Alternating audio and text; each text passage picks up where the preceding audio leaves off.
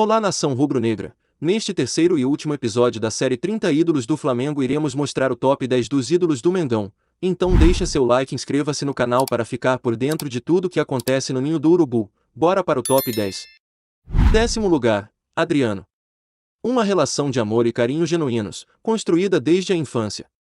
Revelado pelo Flamengo, impressionava a todos com seu grande vigor físico. Não à toa, ganhou o apelido de Imperador. Adriano viveu o auge no Flamengo ao ser a principal figura no título do Campeonato Brasileiro de 2009, que tirou o clube de uma incômoda fila de 17 anos sem o título. Foram 81 jogos e 43 gols. Pode parecer pouco, mas uma história de amor tão verdadeira não é resumida apenas em números. Prova disso é a recepção de gala quando foi contratado em 2009. Nono lugar, Petkovic.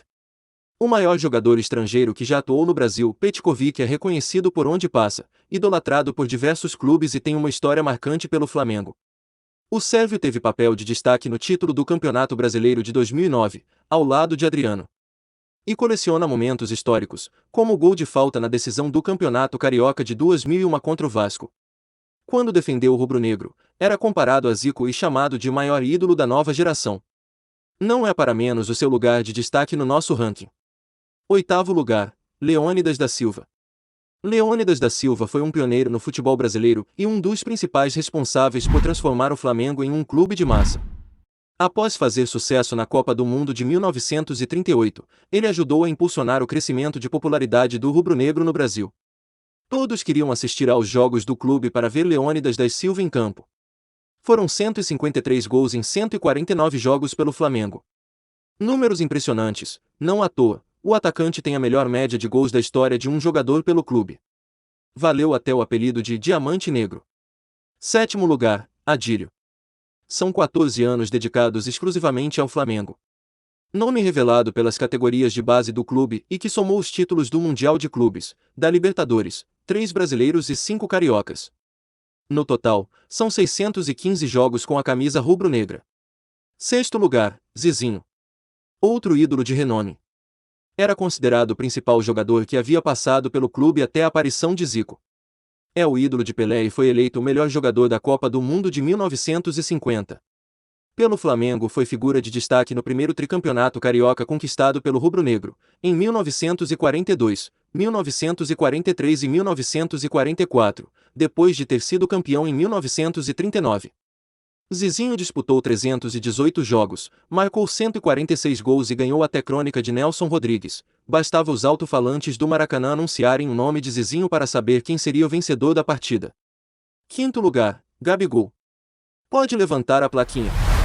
Bastou 1 ano e meio para Gabriel Barbosa fazer história com a camisa do Flamengo e entrar na galeria de maiores ídolos do clube.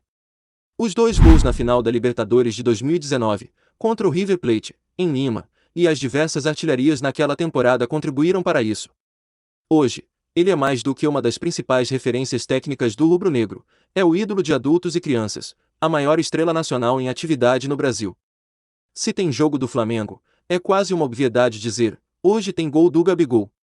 Quarto lugar, Dida. Como era o Flamengo antes de Zico? Bom, se é possível exemplificar a história de um clube em uma pessoa, ela poderia ser personificada por Dida. O meia-atacante, subestimado por ser considerado franzino, tornou-se o maior artilheiro do Flamengo até a aparição de Zico, marcando 257 gols em 364 jogos, entre 1954 e 1963. Nunca foi de falar muito, mas nem mesmo a timidez notória o impediu de chegar à seleção brasileira, assumindo a titularidade após uma contusão de Pelé.